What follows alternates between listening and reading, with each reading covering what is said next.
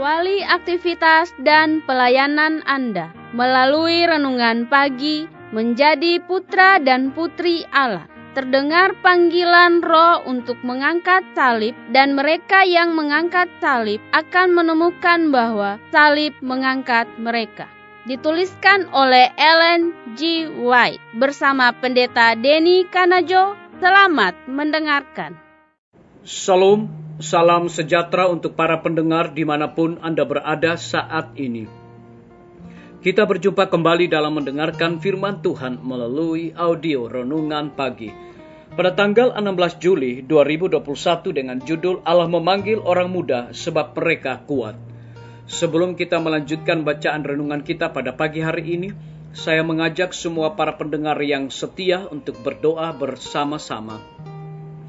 Bapa di sorga, tidak henti-hentinya kami memanggil nama Tuhan dan menaikkan ucapan syukur limpah terima kasih karena begitu besar kasih dan rahmat Tuhan bagi hidup dan kehidupan kami sepanjang malam di dalam tidur kami. Hingga tiba di pagi hari ini kami dibangunkan dengan tubuh sehat dan segar. Sebelum kami melakukan tugas pelayanan pekerjaan kami di hari ini, kami rindu untuk mendengarkan kebenaran firman Tuhan melalui renungan pagi. Curahkanlah kuasa Roh Kudus-Mu kepada kami, agar kami dapat mengerti dan mempraktekkan di dalam kehidupan kami. Terima kasih Tuhan Yesus, dengarlah doa kami dan ampuni kami karena kami sudah berdoa hanya di dalam nama Tuhan dan Juru Selamat kami. Amin.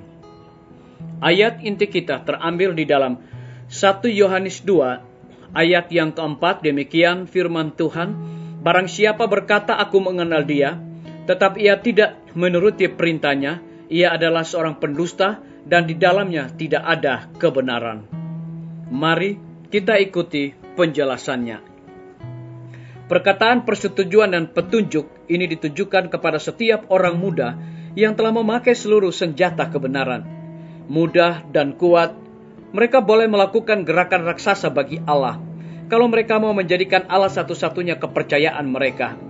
Orang-orang yang lebih tua yang disebut sebagai bapak-bapak mempunyai suatu pekerjaan yang pasti untuk dilakukan dalam meninggikan standar, tetapi mereka merasa tekanan, beban hidup, dan wajarlah orang-orang yang lebih muda akan didorong untuk memantaskan diri mereka bagi tugas itu oleh memperoleh suatu pengalaman dalam pengetahuan akan Yesus Kristus, sehingga kalau standar jatuh dari bapak-bapak, orang-orang muda yang kuat boleh menggenggamnya dan meninggikannya. Ada banyak orang muda pada zaman ini yang akan menyelidiki Alkitab sebagai harta yang tersembunyi, dan setelah mendapat permata-permata kebenaran, akan membukakan harta sabda itu kepada pikiran orang-orang lain. Kamu kuat meliputi lebih daripada kekuatan jasmani saja. Perkataan itu berarti bahwa pikiran telah dilatih untuk berpikir dan telah dipelihara cerdas dan kuat oleh mempraktikkan kebiasaan-kebiasaan tenang dengan seksama. Itu berarti bahwa orang-orang muda itu telah sibuk dalam ketekunan dan telah mengalahkan musuh, menghubungkan agama Yesus Kristus dengan kehidupan setiap hari, dan membawa Kristus ke dalam segala kewajibannya dan kegemarannya setiap hari. Itu berarti bahwa mereka telah menjadi orang yang ikut ambil bagian dalam kodrat ilahi.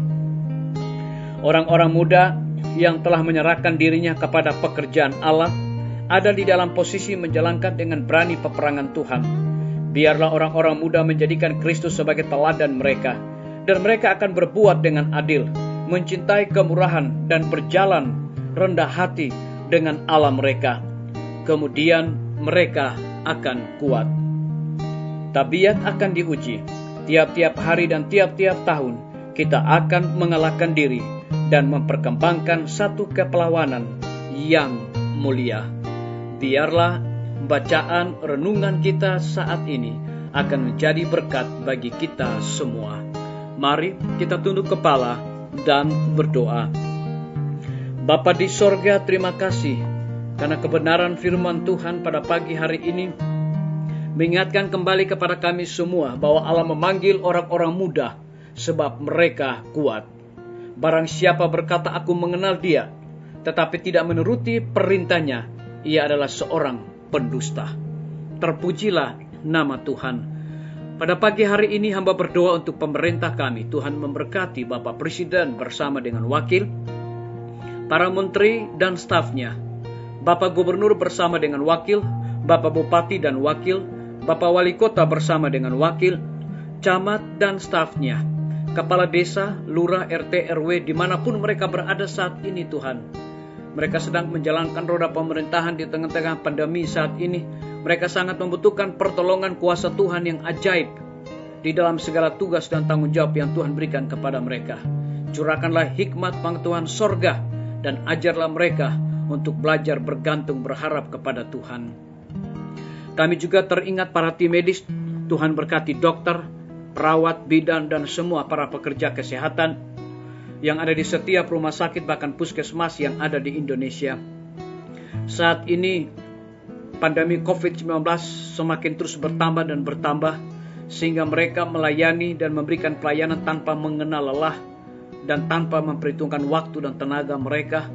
Oleh sebab itu Tuhan berikan kekuatan, kesehatan, hikmat sorga, terlebih sukacita di dalam menjalankan tugas pelayanan yang Tuhan telah percayakan kepada mereka.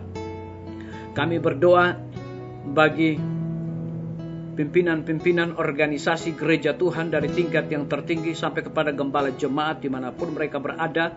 Mereka sangat membutuhkan pertolongan kuasa Tuhan, dan curahkanlah kuasa Roh Kudus-Mu agar dapat menjalankan roda pelayanan tanggung jawab yang Tuhan percayakan kepada mereka, boleh sesuai dengan amanat dan titah Tuhan.